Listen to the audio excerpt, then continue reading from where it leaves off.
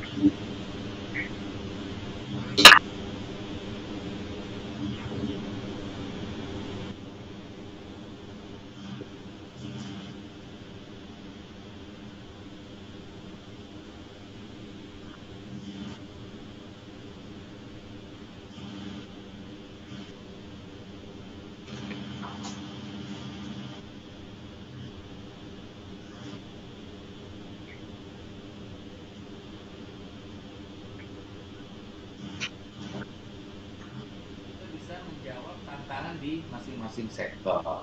Ya, tadi saya sampaikan di sektor perumahan ada backlog 12,7 juta keluarga yang belum punya rumah, ada pertumbuhan 740.000 keluarga setiap tahun, ya.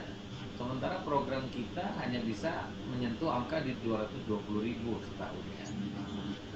Bagaimana kita perkuat ini dengan memperbaiki value chain-nya, ya, membuat dia lebih efisien dari sisi Bapak Ibu, ya, sehingga harga per unitnya mungkin bisa lebih efisien, ya. Nah, kalau itu bisa kita lakukan, tinggal kita match-kan dengan demand-nya, ya, sehingga akan terjadi lompatan yang besar tadi di sektor perumahan di luar yang sudah dilakukan hari ini oleh mekanisme APBN. Nah, kemudian juga di sektor air minum misalnya, air minum perpipaan kita baru di angka 20%, ya. Target kita 30% 2024 juga mungkin berat. Jadi kalau saya mau menyampaikan ada 80% lagi yang butuh. Nah, bagaimana nih tadi teknologi bisa menjawab, kaitkan dengan beton misalnya, ya, tentu kompetisinya dengan perpipaannya aja dan seterusnya. Nah, di sektor jalan, kalau ke jalan daerah, kondisi unstable-nya itu ada, yang stable-nya itu baru sekitar 60%. Jadi 40%-nya justru yang tidak stable. Panjangnya ada berapa? 500.000 kilometer. Jadi sangat luar biasa. Kalau diharapkan program tadi jalan tol, kalau sudah ada target, kalau dulu kan 1.000 kilo ya setiap 5 tahun. Nah, yang kemarin angkanya naik ke 2.500. Tentunya kalau target 5 tahun kemudian mungkin akan ada di angka, kalau nggak 1.000 ya 2.500 lagi. Nah, ini semua kalau melihat pengalaman selama ini ya sebagian besar juga pakai rigid pavement, ya. Nah, tentu tantangannya kalau di sini lebih ke barangkali bagaimana proses maintenance yang lebih cepat, ya. Jadi industri juga harus adaptasi ke sini, bagaimana menyediakan menjawab kebutuhan proses pemeliharaan jalan di perkotaan misalnya, sehingga tadi yang hari ini bisnis visual tadi bisa Bapak tangkap menjadi peluang yang bisa Bapak berikan dalam bentuk pelayanan. Nah, yang lain tentu berhubungan dengan tren teknologi hari ini. Isunya adalah bagaimana material dan konstruksi biayanya murah, affordable, tapi di sisi lain high quality. Kemudian yang ketiga juga konstruksi yang cepat diproduksi. Nah, mungkin di sini isu konstruksi sebagai mass product tentu dengan memanfaatkan precast dan lainnya.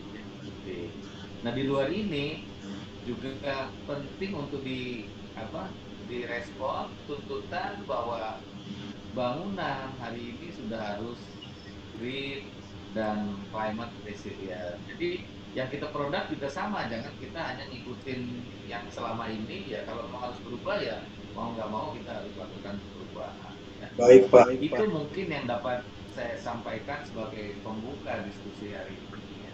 Tapi harapannya tentu sangat besar sekali, ya, karena memang target kita yang masih jauh di belakang capaian negara-negara lain. Kalau kita mau samakan masih ada 30% yang harus kita kejar, ya. Kemudian tadi kalau dari sisi industri saya lihat hari ini masih belum bergeliat, jadi masih business as usual. Jadi justru ini yang harus nanti dijawab oleh asosiasi dan teman-teman di sini. Bagaimana kebutuhan di pasar itu Bapak yang tawarkan, ya. Jadi jangan lagi inovasi tadi hanya menambah harga, tentunya itu tidak sejalan selaras dengan Sunnatullah tadi. Mungkin demikian Pak Nur Hadi, kurang lebihnya mohon maaf. Berkata wassalamualaikum warahmatullahi wabarakatuh. Terima kasih Pak Hedi, pembukanya aja isinya peluang-peluang semua ya Pak. Harusnya dari bapak-bapak di tahun ini udah yung aroma-aroma aja kalau dari bapak peluang-peluang tapi tentunya ada tantangan siapa yang Bapak sempat singgung tadi Pak. Kalau saya mau dapat gambaran sedikit Pak, kalau buat biayaan itu saat ini memang trennya seperti apa? Apakah memang sudah banyak dari swasta juga yang begitu, terutama di tahun 2023 ini kan kita lihat infrastruktur udah mulai bergeliat lagi. Mana Pak sekarang komposisi pembiayaan dari swasta mungkin atau pihak luar negeri yang ikut di dalam proyek-proyek ini kita Pak, boleh digambarkan Pak? Suaranya nggak jelas ya Pak ya? Oh, Karena diputus-putus. bentar Pak. Sudah jelas Pak? Halo. Iya Pak. Putus Pak. Oh, putus ya. Saya coba lebih tes agak mainkan ya Pak. Ya Pak, saya ingin tanya sedikit tadi Pak, bagaimana dari Bapak singgung cukup banyak soal backlog, ada gap anggaran tadi Pak untuk pemenuhan infrastruktur Pak. Nah saat ini bagaimana kontribusi swasta juga baik dalam negeri maupun luar negeri terhadap dan minat mereka terhadap proyek-proyek infrastruktur kita Pak? Apakah masih tinggi atau seperti apa Pak sekarang Pak?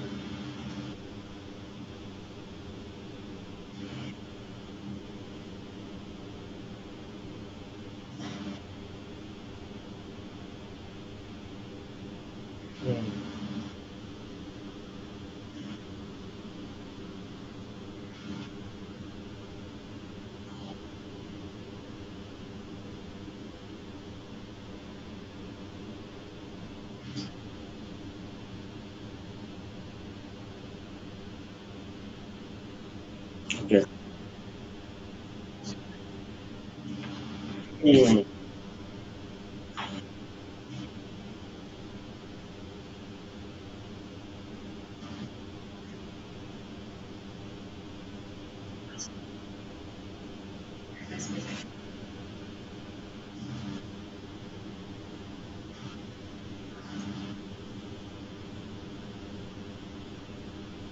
Ya. Tapi hari ini juga kan udah nggak boleh bergerak lagi katanya gitu ya Pak Bayu ya. Harus lebih direm gitu ya. Nah, mau nggak mau kita undang mereka sambil nanti BUMN-nya recover pada waktunya nanti semua tumbuh. Oh, artinya ini swasta sudah mulai terlibat banyak di proyek greenfield atau gimana Pak sekarang Pak? Greenfield beberapa swasta kan yang sudah terbentuk kalau di Jalan Tol itu kan Nusantara. Memang masih itu juga ada CNNP, Astra, Kompas yang tadinya agak kapok tapi kelihatannya mau terus setelah melihat hasilnya nyambung jalan tolnya. Nah, ini yang harus kita terus tularkan ini. Kalau di air minum ada Medco, ada Makmoya, Oh, dan karena air minum memang nature dari industrinya berbeda ya, dia skala capex-nya lebih rendah, payback period-nya lebih pendek, investasinya lebih kecil sehingga mungkin lebih mudah di structure. Housing harusnya lebih kecil nanti. Nah, housing itu sangat related dengan beton Pak. Nah, ini kalau saya menantang bagaimana mencari formula yang membuat harganya lebih affordable sehingga kita bisa bikin program yang masif untuk housing. terus ini kayak PR dari Pak Heri ya buat bapak-bapak di industri beton ya kayak ditegaskan siang ini untuk membuat produk yang lebih affordable saya tangkap Pak. Kalau dari IKN sendiri Pak sebenarnya mungkin banyak teman-teman yang atau sobat bisnis ini yang pengen tahu update-nya Pak per hari itu seperti apa Pak? Mungkin proyek-proyeknya atau yang sedang dilelang atau progres terkini sekarang seperti apa Pak? Boleh disampaikan mungkin ke update-nya? IKN, PUPR kan fokus di pembiayaan dengan pembangunan melalui APBN. Di situ ada jalan tol yang sudah berjalan, sudah dibangun. Terus di SDA ada gedung ya, intake dan lainnya. Terus untuk air minum juga ada dan rumah juga hari ini yang lelangan sudah berjalan rasanya ada power ya. Nah untuk swastanya KPBU-nya memang diarahkan untuk nanti dilakukan oleh IKN sendiri. Artinya ini kalau IKN ini kan proyek yang akan terus bergerak seperti itu. Nah PU bertugas di infrastruktur dasar hari ini sudah berjalan ya dengan pembangunan kantor ya, rumah menteri itu juga sudah berjalan. Pak, kalau model sekarang skema pembiayaan itu sebenarnya ada apa aja sih Pak yang tersedia gitu model pembiayaan untuk proyek-proyek itu dan apakah ada yang sedang juga dikembangkan buat ke depan nih untuk memenuhi tadi target anggarannya termasuk target-target proyek infrastruktur strategis tadi Pak?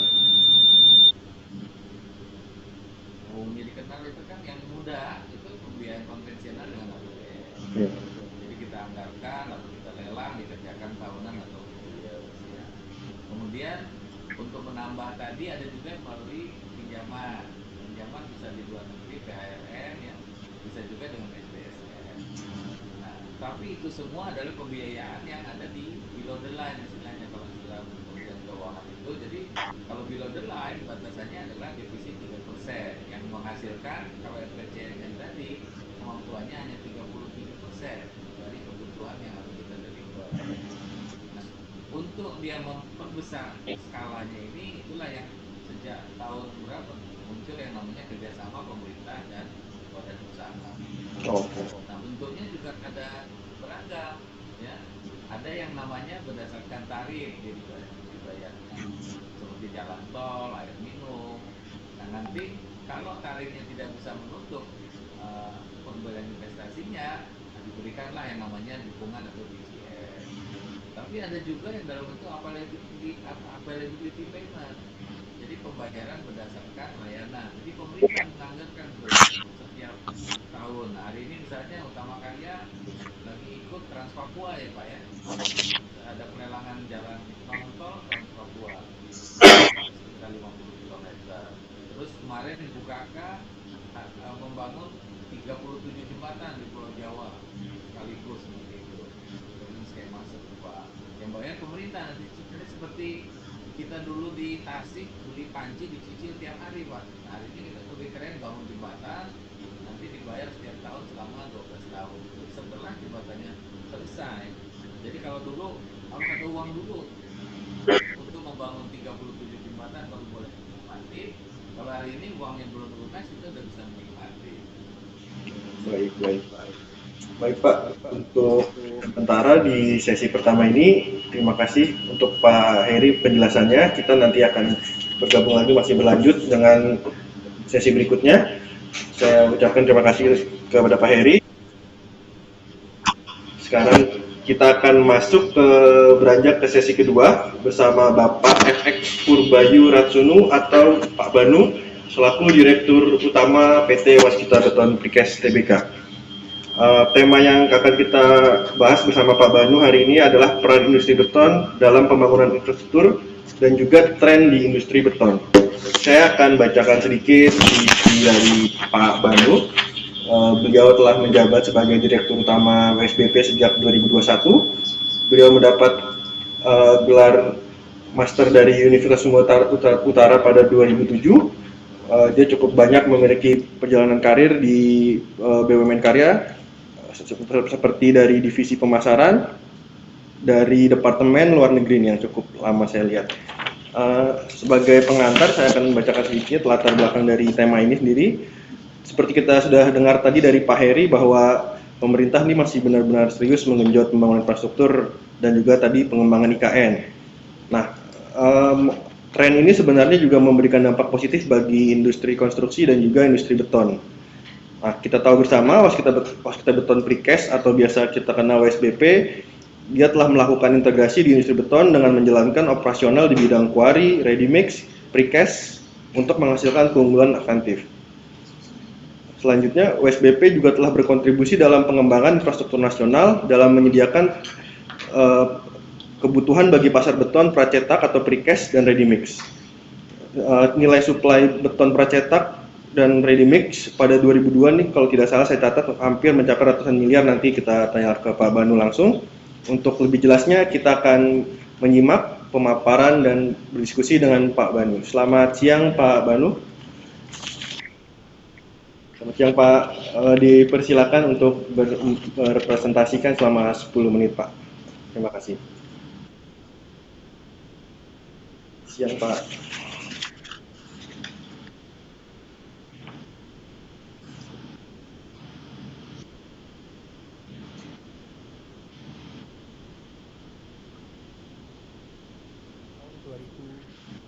Sebagai anak perusahaan yang sebelumnya Waskita Beton Precast ini adalah salah satu divisi dari Waskita Karya. Kemudian visi dari Waskita Beton Precast, next slide, Waskita Beton Precast ini menjadi partner terpercaya dalam industri beton terintegrasi, konstruksi dan instalasi modular. Kemudian kita dalam misinya ingin menjadi one stop solution, kemudian membangun tata kelola yang baik dan menerapkan etika kepatuhan. Yang ketiga, menumbuhkan kompetensi pegawai secara cerdas berbasis industri. Keempat, menciptakan healthy profit, grow, dan bisnis sustainability. Dan kelima, menumbuhkan inovasi, efektivitas, dan efisiensi, serta unggul dalam kualitas. Kemudian next slide. Waskita Beton sendiri mempunyai 3 lini bisnis. Yang pertama, kita mempunyai quarry. Quarry kita ada di Bojanegara. Ini untuk mendukung daerah Jawa Barat, suplai di Jawa Barat dan Sumatera bagian selatan. Kemudian kita mempunyai quarry Lumban, Pasuruan. Ini untuk mendukung daerah Jawa Timur. Dan yang terakhir, kita memiliki quarry di Donggala. Tentunya ini untuk mendukung IKN dan beberapa proyek-proyek kami yang ada di Sulawesi. Kemudian tentunya kita mempunyai divisi precast. Ini kita memproduksi spoon pile, square pile, kemudian jembatan. Kita untuk e-girder, u-girder, bow-girder, dan lain-lain. Dan untuk hidrostruktur kita mempunyai produk box covered, UDIT, serta di marine ada tetrapod. Housing kita mempunyai pengalaman di modular konkrit dan kolom beam. Railway kita mempunyai konkrit sleeper, track slab, dan beberapa lainnya adalah CCSP untuk pengaman pantai, FCSP, dan electric pool. Kemudian kita didukung juga oleh ready make. Kita menyediakan ready make untuk beberapa proyek-proyek, baik ini kita jual secara retail maupun dedicated ke proyek-proyek. Kita bisa memproduksi dengan kualitas dari K100 sampai dengan K1000. Dan yang terakhir di upstreamnya kita mempunyai jasa konstruksi. Jadi kalau Bapak Ibu sekalian membeli kami tiang pancang, kami bisa sekalian memancangnya, punya alatnya. Kemudian misalnya pesan girder, kami bisa terpasang. Kemudian selain itu kami menyiapkan tenaga engineer, jasa timbunan, dan kami mempunyai jasa untuk post tension. Kemudian next slide. Ini adalah dukungan peralatan dan fasilitas yang kita punya. Saat ini Waskita Beton Precast mempunyai 9 pabrik dengan kapasitas 3,7 juta ton per tahun. Dan saat ini kita ada 23 batching yang sudah terinstall, yang tersebar di lokasi-lokasi proyek, baik untuk retail maupun untuk dedicated project. Kemudian yang saya sebutkan tadi, kami mempunyai 3 quarry. Di Bojanegara, Banten ada 35 hektar. Kemudian di Jawa Timur, di Pasuruan, di Lumbang ada 37,5 hektar. Dan yang terakhir di Sulawesi ada 3 hektar. Didukung juga oleh lebih dari 400 truck mixer dan lebih dari 100 well loader. Ini kalau Bapak Ibu lihat di slide, ini adalah fasilitas pabrik yang ada di lokasi-lokasi, ada di 9 lokasi. Sumatera, Banten, Jawa Barat ada 5, kemudian di Klaten, dan di Jawa Timur yang terakhir. Kemudian next slide. Nah ini kami untuk Jawa, kami memprioritaskan ada 3 pabrik utama kami. Di Bojanegara 475 ton. Ini ada di Bojanegara, di daerah Banten. Ini dekat dengan Pori. Kemudian di tengah ada di Kerawang, ada 525 ton. Kemudian yang terakhir ada di Prambon, 425 ton. Kemudian next. Ini adalah jaringan pemasaran kami. Kami mempunyai 6 sales area. Yang pertama sales area 1. Ini untuk Sumatera bagian utara, Aceh, Sumatera Utara sampai dengan Kepulauan Riau. Kemudian sales area 2 ada di Sumatera Selatan dan di Jawa Barat. Sumatera Selatan, Banten, Jambi, dan Jakarta, Jawa Barat, kemudian sales area 3 ada di Jakarta, kemudian sales area 4 ada di Jawa Timur, Bali, dan Nusa Tenggara. Kemudian sales area 5 ada di Kalimantan, dan sales terakhir adalah sales area 6 ada di Sulawesi, Maluku, dan Papua. Kemudian next.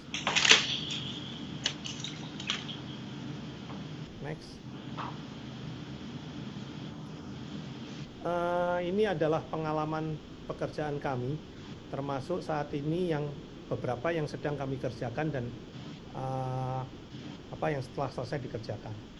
Misalnya ada di Tol Kertaraja, ada di Kamal milik PIK, kemudian proyek konstruksi di KAPB, ini kami memproduksi tiang pancangnya, kemudian slabnya, dan yang masangnya juga kami, Waskita Beton. Kemudian Jalan Cibitung Cilincing ini sudah selesai, ini seperti KAPB, kami diminta untuk memproduksi dan memasang.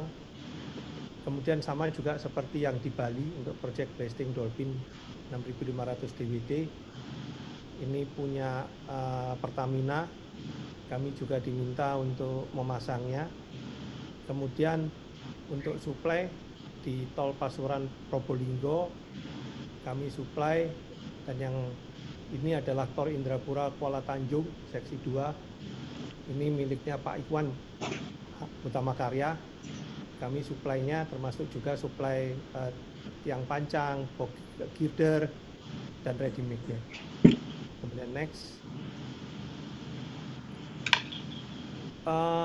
Dalam pembangunan IKN, Waskita Beton Precast saat ini mempunyai 3 batching plant terpasang, ada 2 di Sepaku, dan untuk mendukung di KIPP, di kawasan Sekpres, untuk Kemenko, untuk akses lingkar Sepaku, dan kemudian satu lagi kami mempunyai batching plant ada di Tepadu. Dan mungkin sedang kami kaji, kami akan membuat satu lagi termasuk untuk fasilitas precast di IKN. Kemudian yang lain kami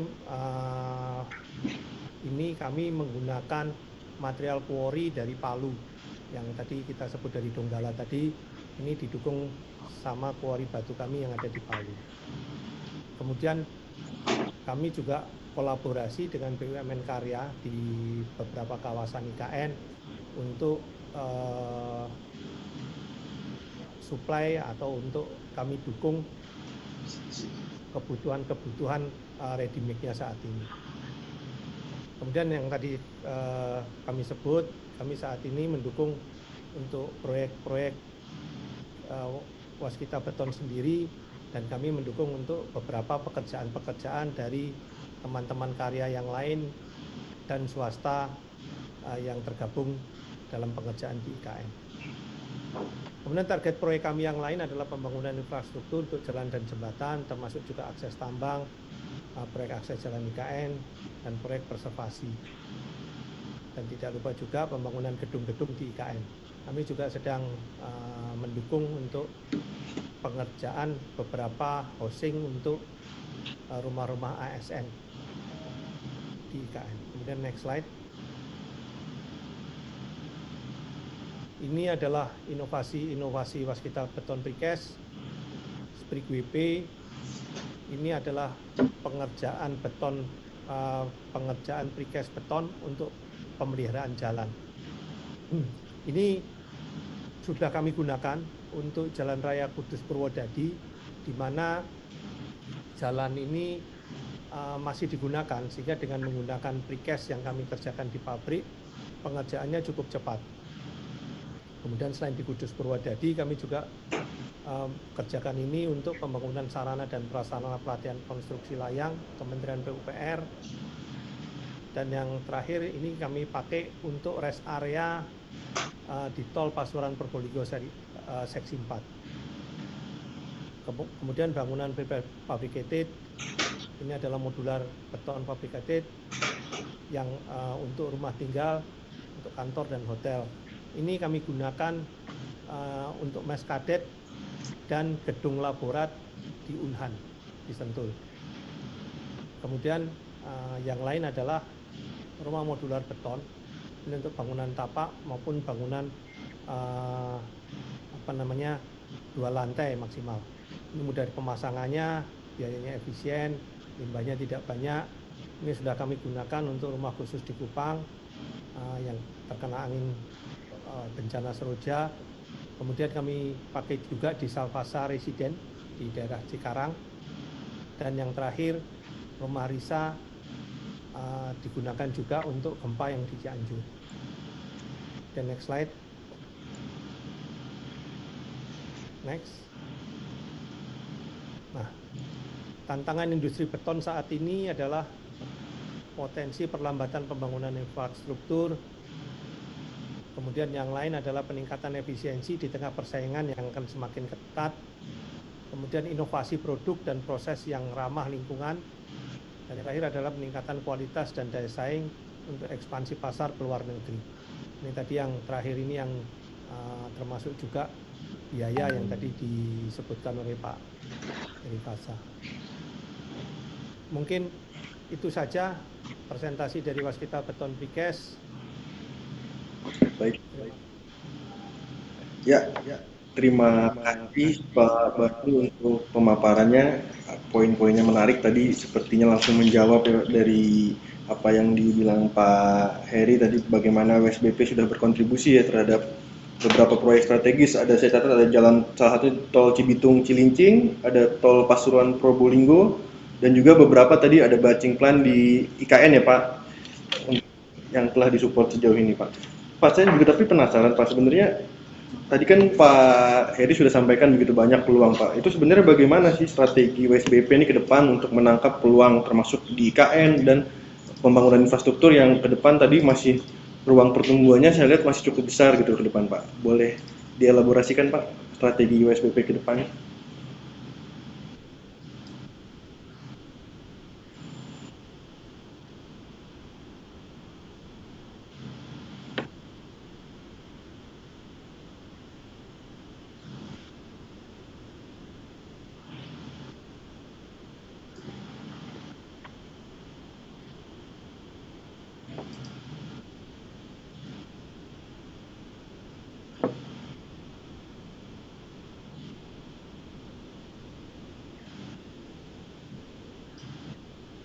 Pasar yang lebih luas, baik di dalam negeri maupun di luar negeri. Kemudian kami menerapkan prinsip-prinsip dalam manajemen risiko, prinsip TCG, dan sesuai dengan peraturan perundangan yang berlaku. Baik Pak. Kalau proyek sekarang, proyek strategis apa Pak yang sedang dikerjakan oleh WSBP saat ini yang mungkin bisa dibilang mungkin ke depan jadi proyek monumentalnya bagi WSBP gitu Pak, dan sejauh ini progresnya begini seperti apa Pak? Jadi kami sekarang prioritas WSBP adalah pembangunan infrastruktur untuk pekerjaan-pekerjaan tambang dan pekerjaan-pekerjaan di IKN. Di IKN ini kami membangun, ikut membangun untuk gedung Sekpres, kemudian bangunan pendukung untuk Kemenko 3 dan 4. Kami juga mendukung untuk tol di seksi 5 di Terpadung. Selain itu kami juga mendukung beberapa tol-tol yang sedang dikerjakan, baik dikerjakan oleh kami, Waskita Karya sendiri, yang ownernya Waskita Karya sendiri, seperti misalnya di Bojimi, kemudian di KAPB, yang baru selesai kami juga ada di Pasuruan Probolinggo, termasuk juga yang dikerjakan dengan owner yang bukan dari grup kami, misalnya dari Utama Karya atau dari PIK, ini juga kami ikut kerjakan. Termasuk juga kami saat ini sedang mengerjakan juga membantu teman-teman perusahaan Jepang untuk proyek rekonstruksi jembatan di Palu. Baik.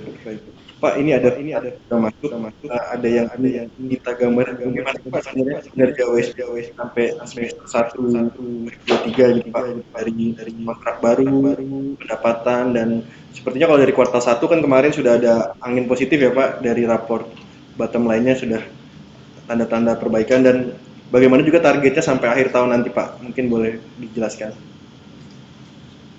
Jadi waskita beton precast saat ini, bentar Pak,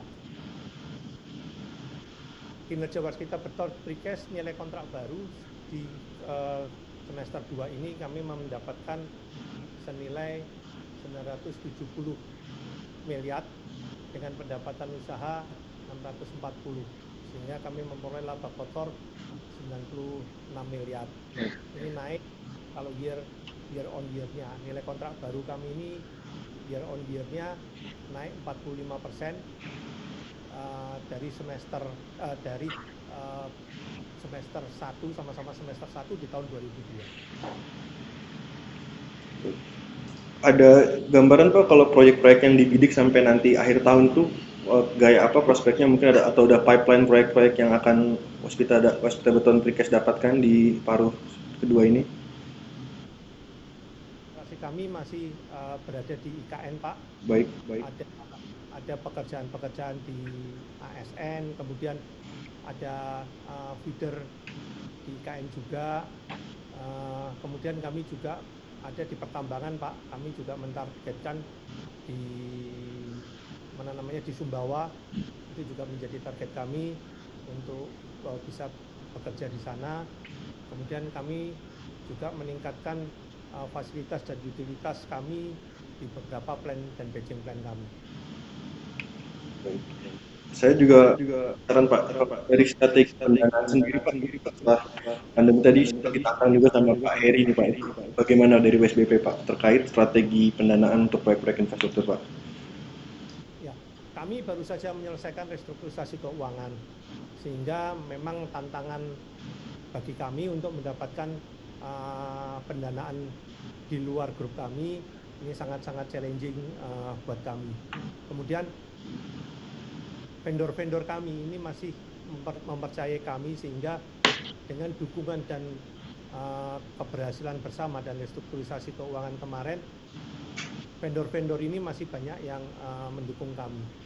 Kemudian WSBP juga mendapat pasokan bahan baku yang sangat baik dari mereka, sehingga kami masih bisa berproduksi saat ini. Baik, saya ingin minta gambar Pak, bagaimana inovasi Pak terkait inovasi ini. Dari produk Bapak sudah singgung di presentasi. Mungkin ke depan nih apa yang akan WSBP lakukan dalam hal inovasi produk nih Pak, dan produk-produk apa yang diprediksi ke depan akan banyak permintaannya produk beton sendiri. Untuk terkait dengan inovasi Pak, kami sekarang sedang mengembangkan beberapa inovasi-inovasi seperti yang saya sebutkan tadi. Untuk split WP Pak, ini kami sedang terus untuk mengembangkan dan mempermudah cara instalasinya, sehingga waktu untuk instalasi ini juga tidak terlalu lama, sehingga kalau dipakai di daerah-daerah yang cukup padat tidak menimbulkan kemacetan yang panjang. Terus kemudian juga kami juga untuk bangunan-bangunan gedung yang saat ini sedang banyak, misalnya kalau kami nanti dipercaya untuk mengerjakan perumahan ASN, ini kami sudah mempunyai beberapa produk-produk yang akan kami kembangkan, dan kami akan terus melakukan inovasi untuk beberapa fasilitasnya, misalnya untuk fasadnya, untuk beam dan kolom-kolomnya. Ini akan menekan biaya dan akan menekan waktu untuk pengerjaannya. Baik, terima kasih Pak Anu, gambarannya ini mencerahkan buat kita yang ingin tahu dari industri beton sebenarnya seberapa siap sih. Dan saya tangkap nampaknya juga tidak tinggal diam ya Pak, di tengah banyaknya peluang dari sektor infrastruktur, waskita beton juga aktif melakukan inovasi-inovasi untuk produk-produk baru untuk menjawab tantangan kebutuhan di industri tadi Pak. Terima kasih Pak Banu untuk penjelasannya. Kita akan berganti ke sesi ketiga Pak. Saya akan beranjak ke sesi ketiga dengan narasumber Pak Ekwan Hadianto selaku EVP dari Divisi Pengembangan Bisnis dan Investasi Utama Karya. Nah, bersama Pak Ekwan ini kita akan ngobrol-ngobrol soal tentunya soal beton dan juga bagaimana prospek sektor konstruksi yang lebih luas. Jadi kalau saya catat ini industri konstruksi di Indonesia diperkirakan masih membukukan pertumbuhan pada 2023. Tadi sejalan dengan penjelasan Pak Heri terkait RPJMN, akan ada sekitar 208 proyek dan 10 program PSN akan selesai pada kuartal 3 2024. Komitmen Indonesia untuk membangun proyek infrastruktur juga menghadirkan tantangan sekaligus peluang yang besar, tak kecuali bagi Hutama Karya. Kalau kita tahu, Hutama Karya sendiri mendapat tugas besar, yakni membangun jalan tol Trans Sumatera. Tapi HK ini nggak cuma membangun jalan tol Trans Sumatera. HK memiliki sederet proyek ikonik mulai dari PLTU, pabrik hingga dermaga.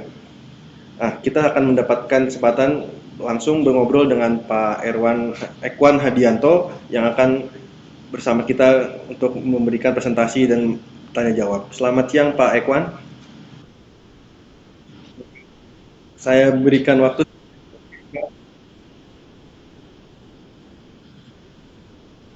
Baik Pak, dipersilakan untuk memberikan presentasi selama 10 menit. Izin Pak Dirjen, kami memaparkan dari Hutama Karya kaitannya dengan industri beton nasional, proyek-proyek yang dihandle Hutama Karya. Monggo, mohon izin. Yang pertama, mungkin kalau sampaikan Pak Heri juga semangatnya sama, mungkin halaman pertama boleh.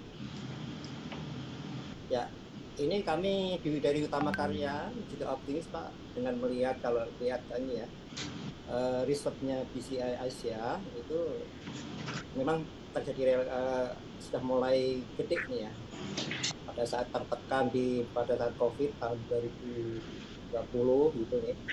Nah sekarang ini sudah kelihatan nih bahwa tahun 2022 itu sudah mulai kembali, artinya kita optimis lah.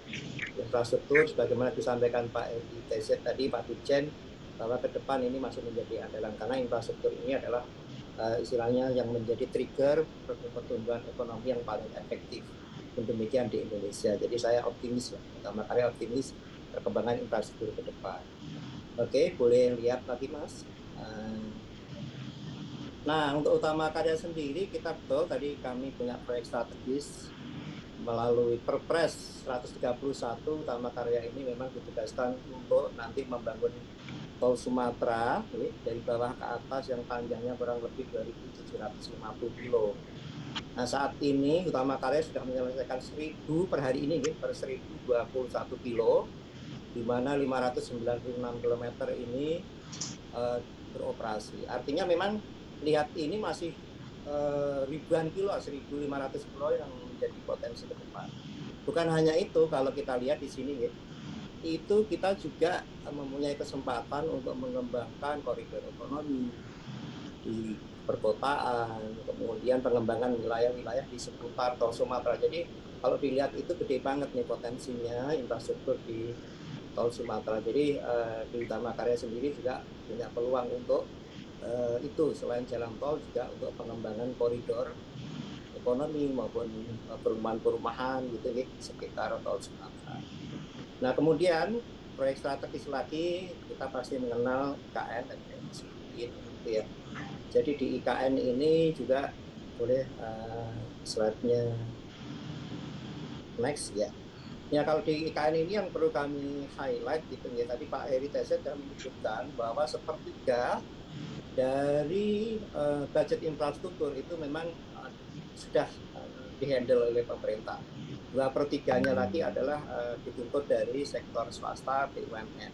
Nah memang termasuk di ibu kota negara ini kami selain sudah dapat proyek-proyek dari budget APBN yang disampaikan Pak Heri TZ, baik jalan, kemudian gedung gitu nih, kami juga berinisiasi gitu ya.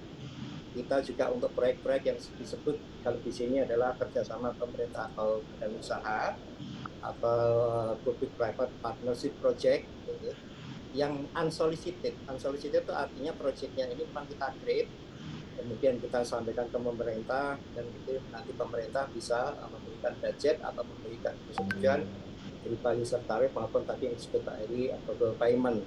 Jadi di kami juga di sini tidak hanya menunggu proyek dari pemerintah, Hutama Karya juga ke depan.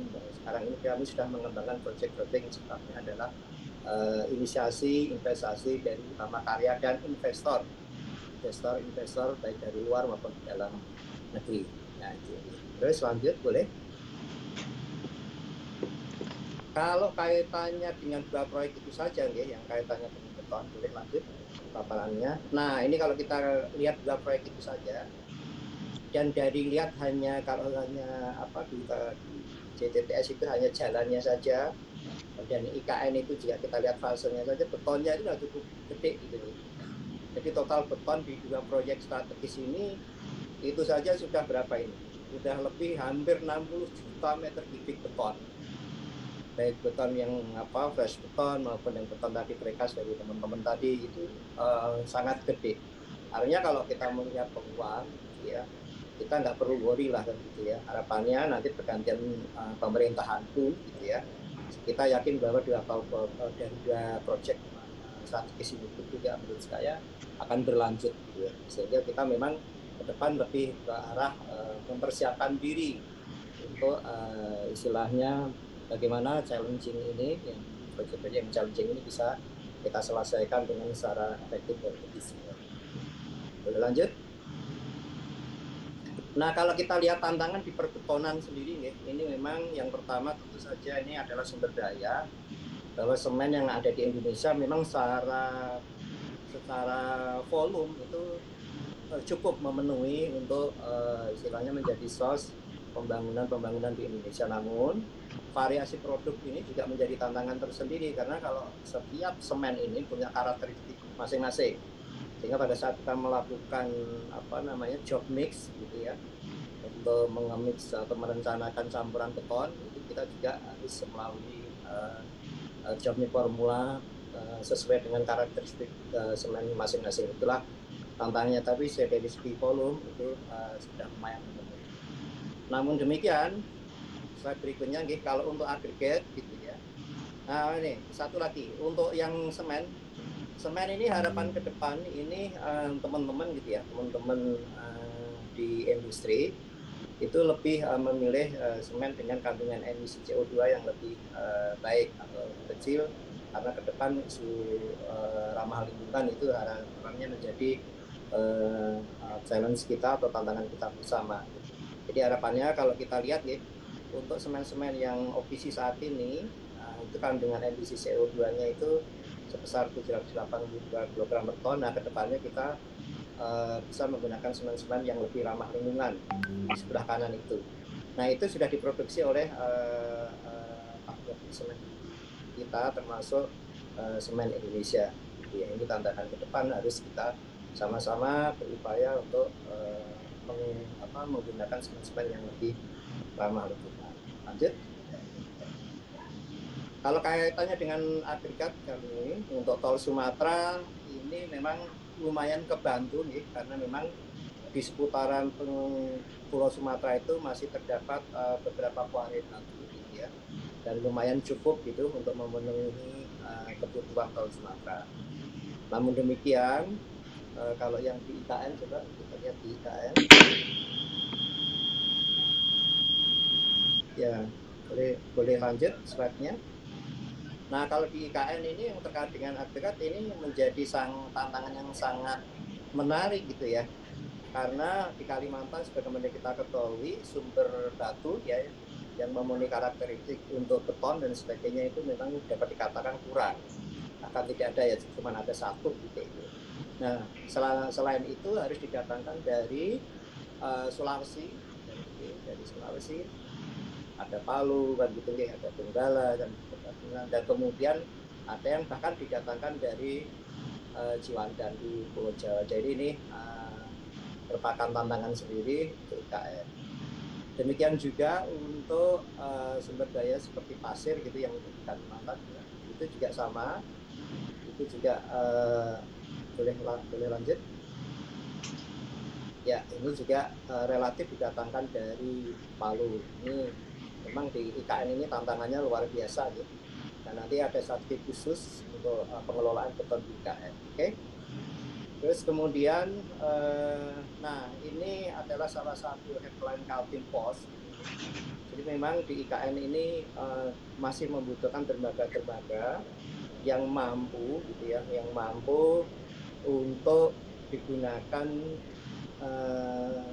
lalu lintas atau sandaran dari batch atau ponton-ponton pengangkut agregat, pasir dan sebagainya yang nanti pada saat tahun depan lah itu meningkat proyeknya gitu. Itu di situ terjadi profit banget, sangat banyak.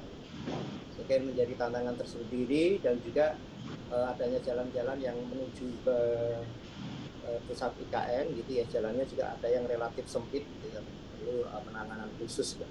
Nah ini juga menjadi tantangan sendiri jalur logistik di Kalimantan. Lanjut. Nah kemudian terkait dengan adanya tantangan dan juga adanya opportunity, kemudian kita coba melihat adanya inovasi perubahan perusahaan ya terkait dengan beton beton. Itu ini sudah kita laksanakan di IKN, teman-teman juga sudah mengikuti. Yang pertama digitalisasi, kemudian yang kedua adalah harapannya adalah mempunyai platform pengelolaan beton yang sama, dan ketiga ini kemitraan. Kemitraan itu adalah kita ada share resources untuk tadi yang disampaikan Pak Irtes, kita harus efisien. Efisien itu harus bisa dilihat kita dari economic scale. Semakin gede, semakin kita bisa bergabung bermitra, kemudahan untuk efisiensi akan tercapai. Coba kita lihat satu persatu. Nah, kalau digitalisasi ini di Kalimantan kita sudah membentuk namanya KLN gitu. Itu adalah satu perusahaan karya logistik Nusantara. Perusahaan salah satu unit bisnisnya adalah penyiapan beton. Itu adalah gabungan dari karya-karya ini bergabung menjadi satu. Dan gitu yang di sana sekarang ini benar-benar beton ini istilahnya pembuatan betonnya sudah digitalisasi. Kita pakai command center, penimbangannya sudah tidak di lokasi ya, tapi ini di Sepaku langsung kita bisa lakukan penimbangan dan sebagainya. Menurut saya menarik ini, dan menurut saya di sini sehingga mutu maupun kualitasnya terjaga. Jadi satu-satunya satu-satunya ukuran itu adalah water content ya. Kalau water contentnya dimasukkan, kan water content sehari bisa sekali, 2 kali atau 3 kali. Nah, dengan water content tertentu maka campurannya akan bisa tertentu, dan kemudian nanti batching plan-nya itu bisa menimbang sesuai dengan job mix-nya gitu ya, secara digital gitu ya, digital yang bisa memproduksi beton. Ini adalah salah satu inovasi yang sudah bukan sedang tapi sudah kita lakukan di KL. Boleh lanjut? Baik Pak, mohon izin Pak, udah waktunya kita masuk sesi tanya jawab. Mohon maaf saya potong Pak, karena mungkin saya mau mengajukan dulu pertanyaan sedikit Pak, untuk bagaimana sih sebenarnya pemulihan di sektor itu setelah pandemi dan sekarang sudah masuk semester 2, banyak yang bertanya gitu. Apa sih sebenarnya pemulihan di sektor properti dan bagaimana sampai akhir tahun dan 2024 Pak? Mungkin ada gambaran. Ya, kalau bagi Utama Karya sendiri tadi kita punya proyek strategis CTTS itu, dan itu sudah menjadi perpres. Jadi perpres itu kalau bagi Utama Karya sendiri tidak terjadi terlalu isu gitu ya, karena kita punya PR besar dan kita juga lebih tumbuh lagi karena memang sektor-sektor konstruksi sekarang ini budgeting dari pemerintah, dari swasta juga sudah mulai banyak. Kita sudah mulai cukup banyak mendapatkan proyek-proyek di Q1 maupun Q2, dan kemudian juga berlanjut di 3 dan 4, dan satu lagi tadi proyek KPBU Pak, proyek yang kita initiate gitu. Jadi proyek investasi yang nantinya juga akan menjadi melakukan proyek-proyek konstruksi itu kita lakukan Pak. Jadi bukan hanya yang budgeting dari pemerintah atau swasta, kan juga khususnya segitu. Sehingga isu untuk new kontrak proyek ke depan, saya kira kalau kita berinisiatif melalui KPBU maupun istilahnya kreatif finansial, saya kira kok kita bisa optimis untuk pendapatan yang besar. Tadi demand dari swasta artinya sudah mulai lihat lagi ya Pak, karena waktu COVID kan banyak yang bilang cenderung sektor swasta menahan rencana proyek-proyek pada waktu, artinya Bapak bisa bilang sekarang swasta ini sudah mulai meramaikan lagi order-order. Yang disebut swasta itu lebih budget yang non pemerintah. Artinya kan non pemerintah sekarang ada proyek-proyek KPBU ya. APBU itu inisiatornya ya disebut swasta karena meskipun BUMN ada di situ, kita kan bekerja sama berpartner dengan investor. Jadi proyeknya itu disebut proyek swasta, proyek itu kita create sendiri. Jadi yang disebut swasta itu lebih ke sana gitu ya, lebih ke arah situ. Baik. Pak, kalau tadi bisa dibocorkan atau mungkin diceritakan Pak, kalau proyek inisiasi itu yang akan HK kerjakan ke depan tuh apa aja sih Pak, dan kenapa Bapak memilih proyek itu? Karena ini kan Bapak yang pegang investasi dan pengembangan ya Pak, jadi mungkin kita bisa dapat gambaran siang ini Pak terkait proyek ini. Ya, terutama di tempatnya Pak Edi Desek di Kementerian PUPR dan Perhubungan yang cukup banyak gitu ya. Yang kalau tadi sudah disebutin Pak Edi, salah satunya mudah-mudahan kita diinvestasi di proyek KPBU yang Trans Papua sebentar lagi Pak Edi. Terus kemudian ada beberapa proyek yang kami inisiasi, ada proyek Suku Julawi dan gitu. Kemudian kalau yang di IKN kita juga sudah melakukan kajian ya, pra-FS lah bahasanya untuk immerse tunnel dan gitu. Itu proyek-proyek itu inisiasi Pak Nur Hadi, kemudian yang kemudian nanti kami sampaikan ke PUPR. Pun demikian ada beberapa proyek yang berhubungan yang sifatnya inisiasi. Misalnya kami sekarang ini dapat proyek drone Bekasi, itu kan proyek inisiasi investasi. Jadi seperti itu modelnya. Jadi kita lebih variatif lah dalam pencarian proyek ke depan. Untuk pendanaan sendiri seperti apa nanti Pak dari proyek-proyek inisiasi ini Pak? Apakah ada skema-skema yang disiapkan juga Pak untuk pendanaannya?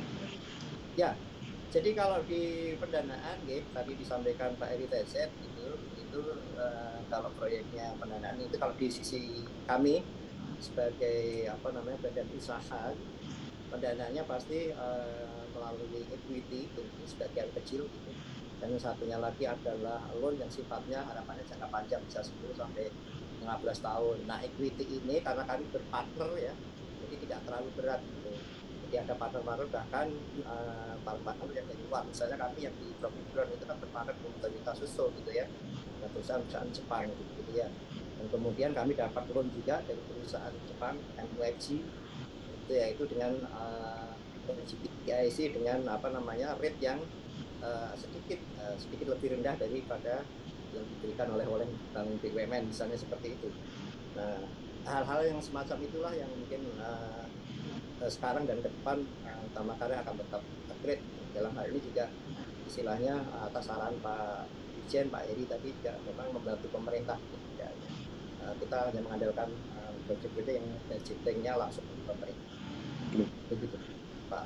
Mungkin pertanyaan dari penanya terkait bagaimana Pak nih, tadi ada tantangan dari Pak Dirjen untuk menghadirkan produk-produk beton yang lebih kompetitif dan lebih inovatif gitu Pak ke depan dalam memenuhi skala ekonomi sendiri juga. Nah, dari HK sendiri nanti lewat HK Aston ya Pak, kalau HK ini kalau nggak salah lewat. Nah, itu nanti ke depan seperti apa Pak strateginya untuk memacu lagi dari penyediaan beton yang kebutuhannya sebenarnya masih tinggi buat bagi industri Pak?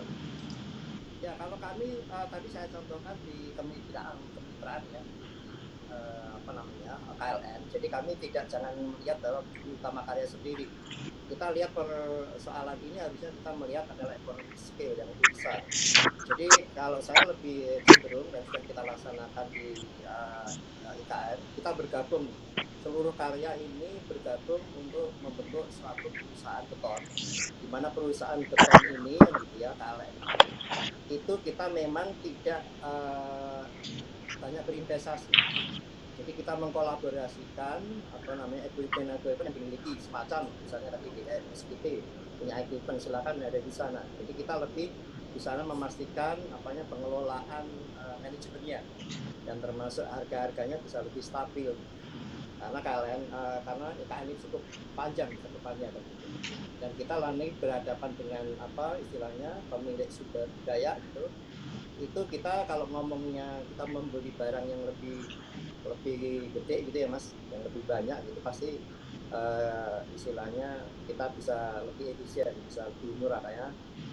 Istilahnya daya saingnya kita lebih daripada nanti perusahaan-perusahaan kecil itu saling bersaing untuk mendapatkan sumber daya. Makanya kita lebih cenderung mengumpulkan. Itu yang menjadi harapannya menjadi role model nanti di BUMN ke depan. Sinergi BUMN ini kita kembangkan gitu ya, untuk memperoleh economic scale yang pada akhirnya nanti memudahkan kita untuk mendapatkan sumber daya dan kemudian sumber daya itu juga kita dapatkan dengan harga yang lebih kompetitif gitu Mas, karena kita mempunyai secara bulk gitu, secara besar. Itu idenya sebenarnya seperti itu. Kedua, kemudian kita buat platform yang tadi belum sampaikan. Platform itu adalah biar nanti semuanya itu mempunyai platform yang sama untuk pengelolaan beton, ya, pengelolaan mutu dan sebagainya kan gitu ya, seperti itu. Jadi model-model itu yang sebenarnya ke depan harus kita kembangkan. Bukan nanti berdiri sebagai perusahaan yang kecil-kecil gitu, maksudnya nanti pola bersaingnya kalau kita ngomong global, persaingan global itu kita akan kurang efektif. Tapi kalau kita sudah gede gitu ya, sudah bersinergi sama-sama menjadi gede bersama-sama gitu, saya kira untuk menghadapi tantangan ke depan itu lebih efektif gitu ya. Bisa menyerap peluang-peluang yang disampaikan Pak TST. Kita lebih ke sana. Jadi saya tidak, meskipun Utama Karya punya HK Aston, kami juga tidak berpikir hanya HK Aston gitu. Jadi kenapa kita tidak sinergi bareng-bareng gitu, mempunyai inisiatif bareng-bareng, mempunyai inovasi bareng-bareng, itu akan lebih powerful gitu. Baik Pak, baik. Seperti itu konsepnya. Dan itu sudah dilaksanakan di IKN Pak, gitu. Lewat KLN. Perusahaan KLN. Siap. Terima kasih sekali Pak untuk presentasi dan menjawab pertanyaan yang tidak ada. Poin terakhir tadi Pak, bagaimana kita bisa meningkatkan ekonomi dan mencapai di pasar global pesannya Pak. Baik, terima kasih Pak untuk pemaparan dan jawab. Kita sekarang beranjak sesi 4 atau sesi pada ini. Dalam sesi kita akan membahas tentang sudah disampaikan dan tantangan untuk industri ini. Kita akan dukung bersama Sekretaris Jenderal atau Sekjen Asosiasi Perusahaan Pracetak dan Prategang Indonesia atau AP3I, Bapak Dudung Maulana Tekstianto. Baik, saya akan bacakan sedikit. Beliau merupakan mendapat formal dari PNM di Pasca. Beliau juga mendapat teknis dari Institut Teknologi Surabaya. Sebelumnya juga sebagai beton untuk Adi. Untuk Pak Dudu mungkin singkat waktu. Selamat siang Pak. Selamat siang Pak Nur Hadi, selamat siang Pak Eri, selamat siang Pak Bayu, dan selamat siang Pak Ikhwan. Ini pembicara terakhir. Jadi dari pembicara dua tadi, dari HK Aston dan Waskita Beton itu merupakan bagian dari kami juga ya. Nah, tapi alhamdulillah memang inovasi dan sebagainya tadi sudah menjawab sebagian tantangan yang mungkin akan menjawab pertanyaan dari Pak Heri tadi.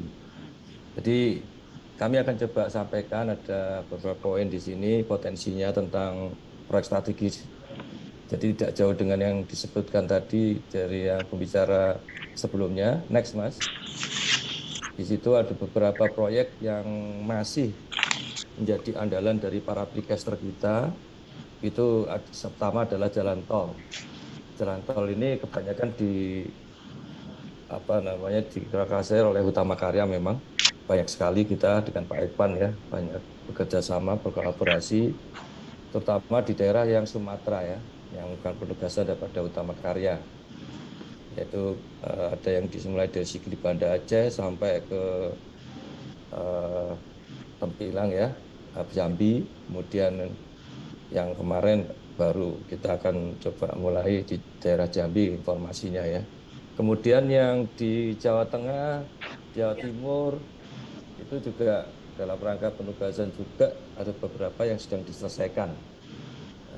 Rencananya tahun 2024 juga itu. Dan ada beberapa jalan tol yang di IKN ya. Ini dari anggota kami memang bekerjasama dengan agak kolaborasi tadi di KLN, jadi kita saling bekerja sama bersatu padu untuk menyelesaikan IKN. Itu jalan tol ya. Dan kita memang punya expertise di situ. Jadi membuat box girder, membuat e-girder, membuat saluran-saluran, barier, pagar dan sebagainya. Semuanya precast. Coba dibayangkan kalau jalan tol ini tidak ada precast, Pak. Itu nggak akan selesai itu pekerjaan yang kemarin itu. Berapa ribu yang disampaikan oleh Pak Utama Karya, Pak Ekpan ya. Itu bisa diselesaikan karena ada precast, Pak. Jadi precast ini yang percepat dari pembangunan. Dan ini masih bisa kita pakai sebagai andalan untuk menyelesaikan jalan tol berikutnya. Kemudian tidak kalah penting juga ada di SDA. Ada beberapa proyek bendung juga menggunakan precast.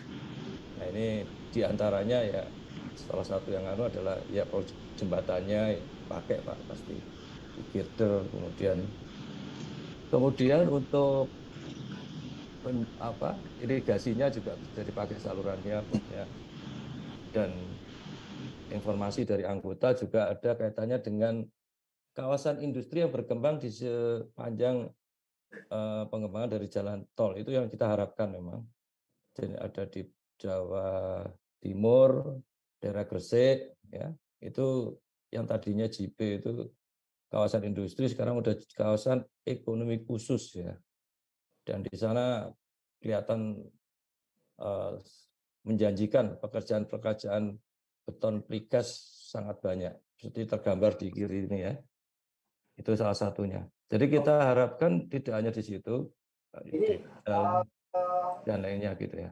Next, ini potensi yang masih menjanjikan. Nah, tantangannya adalah kami sebagai asosiasi melihat kebutuhan dari customer kami itu apa sih? Yaitu pertama ingin cepat desainnya, mudah dilaksanakan ya. Ya kita pakai BIM, ya coding model ya, informasi model. Jadi kita maunya apa, terus dibuatkan desainnya, ada beberapa kendala dibuat suatu desain yang tentunya lebih cepat, lebih murah. Ya, kata-kata lebih murah nanti kita akan bahas sebentar. Nah ini menjawab pertanyaan dari Pak Heri tadi ya. Kemudian menggunakan sistem, kita menggunakan sistem manajemen mutu ISO dan health, safety, and environmental. Kita tidak mau cepat-cepatan tapi banyak kecelakaan. Kita maunya selamat. Jadi kita harus perbaiki di sini. Kemudian kita lingkungan, Pak. Kita jangan lupa membangun juga kita harus menjanjikan suatu kawasan lingkungan yang tetap terjaga rapi nantinya untuk pengembangan dari berkelanjutan, termasuk di IKN. Jadi kita ingatkan anggota kita agar mematuhi dari sistem ISO dan HSE-nya. ISO-nya yang 37.000 untuk lingkungan juga ada di sana. Kemudian kita mengingatkan pabrik precast tidak dibangun asal dibangun. Tentunya kita punya suatu standar yang mempunyai standar di asosiasi kita sudah bikin PCI ML 116. Jadi caranya ngecor itu ada di sana, caranya besi ada di sana, caranya formwork, membuat molding, bahkan sedetail-detailnya dan itu bisa diaudit. Everybody can check ya, bisa setiap orang mengecek, terbuka. Artinya ini yang kita standarkan. Kemudian yang di situ kita masukkan usulan KPU selaku pembina teknis kita bikinkan standar produksi untuk SNI. Ini untuk mencegah produk ini harus sesuai dengan standar yang ada di Indonesia mengenai dimensinya, mengenai kondisinya, gempa, mengenai ukurannya dan sebagainya. Nah, terus yang tantangan kelima harus ber-TKDN. Jadi kita juga memperhatikan seoptimal mungkin menggunakan material dari dalam negeri. Ya. Jadi kita komitmen untuk mendukung industri di nasional kita ya. Karena uang kita uang dari APBN yang 37% yang harus kita amankan yaitu dengan cara menggunakan produk yang ber-TKDN di atas 40%. Alhamdulillah para podcaster kita ada sampai 80, 45, 75 dan sebagainya. Kemudian ini kita baru susun yaitu standar industri hijau.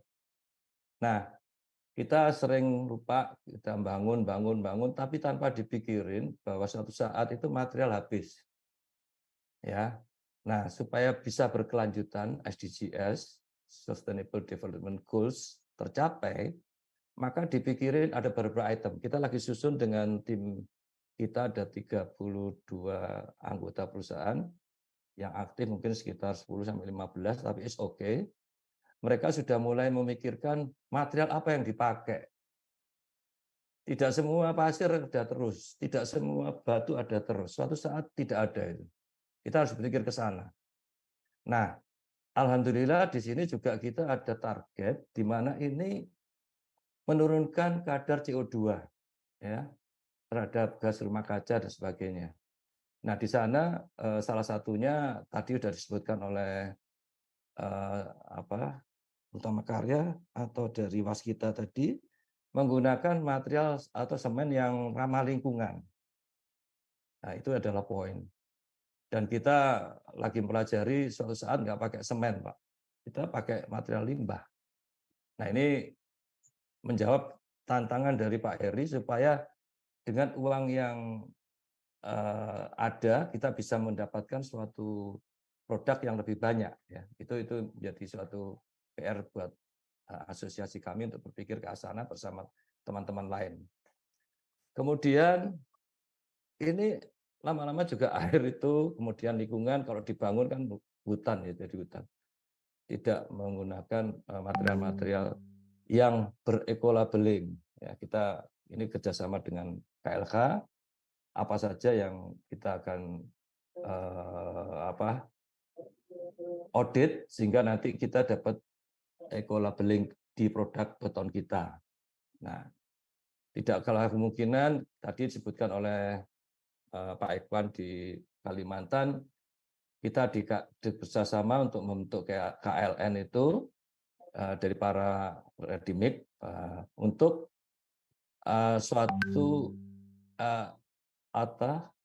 ERP ya, jadi dia dikontrol di pusat, di mana di sana dikontrol tentang pemakaian material maupun kehilangan material dan bahkan mutunya sendiri.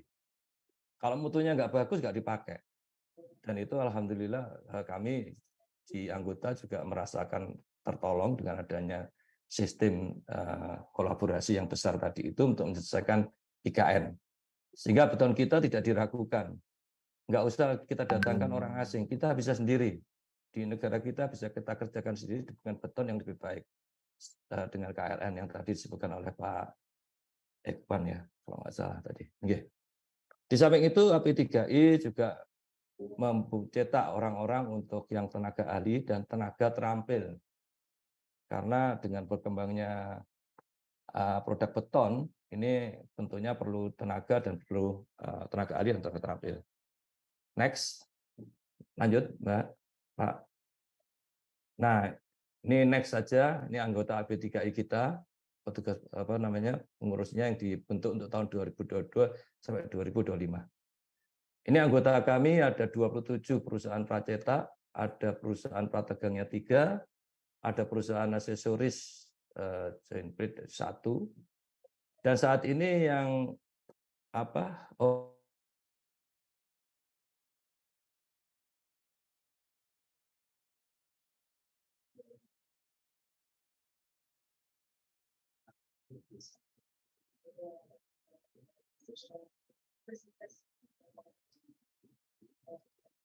Nampaknya terus kita tunggu sebentar.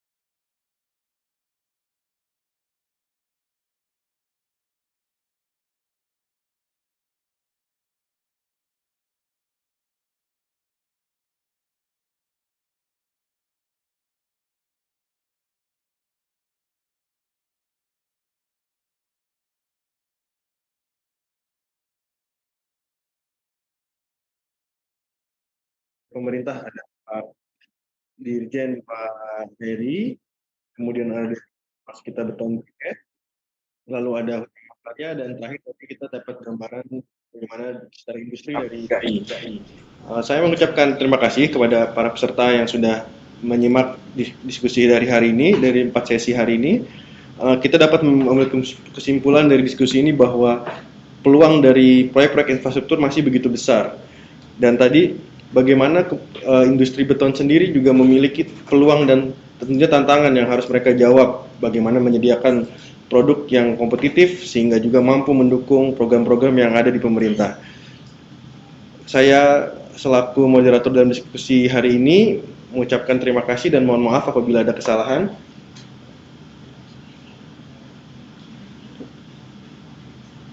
Waktu dan tempat saya kembalikan kepada rekan saya, Tari. Terima kasih.